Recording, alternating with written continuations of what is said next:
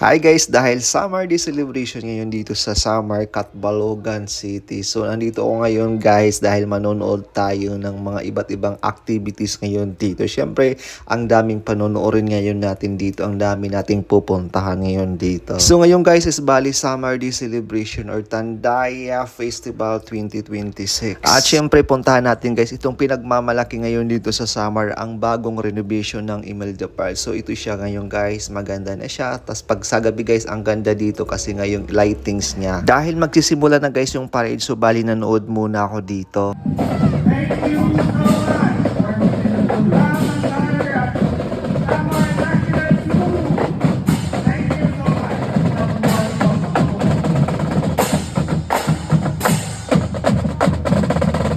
At syempre, paparada guys itong winner natin ng Mutyahan Samar. Bali, ito po sila yung mga nanalo guys. Ito bali yung winner dito si Miss Gandara. Andito ang ating mga runner-ups. Merong Catbalogan, Basi at iba pa. So pagkatapos ko pala manood ng parade, so bali pumunta naman ako dito guys sa mga bilihan. Bali sa kabilang side naman ito guys ng park. So ang daming mga bilihan dito guys. Sobrang dami ng tao ngayon dito. Titingin tayo dito ng mga souvenirs na pwede nating bilhin. Hindi ko alam guys kung bibili ako dito kasi hindi naman ako mahilig sa mga ganitong mga accessories. So bali titingin lang muna tayo, ipapakita ko sa inyo guys yung mga bilihin dito na mayroon. So ang daming pagpipilian dito ng mga accessories, tapos meron naman dito guys mga okay, pwede kayong bumili dito ng mga damit, mga mura lang siya. At saka meron dito mga bilihan naman guys ng mga bagong damit din. Ayan guys, yun.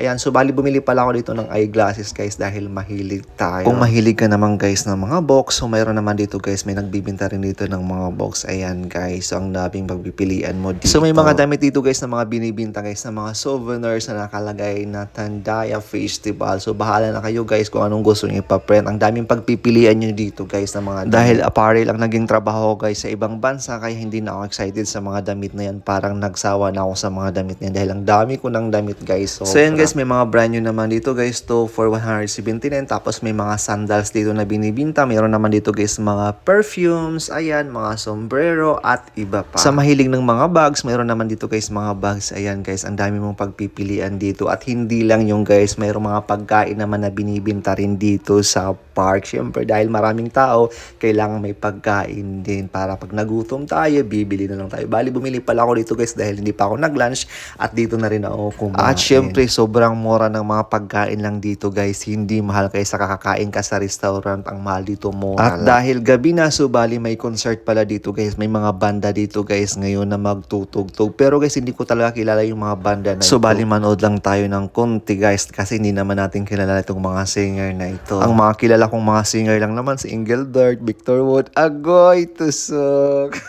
Halos mapuno ng tao dito sa Imelda Park. Grabe, sobrang dami.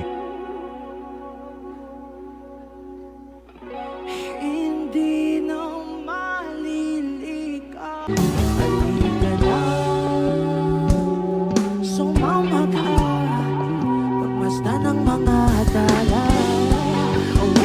So bali hindi ko na pala guys tinapos yung panonood ng concert dito. Umuwi na ako, baka wala pa akong masakyan pa uwi. Yun lang guys, maraming salamat sa panonood. Babush!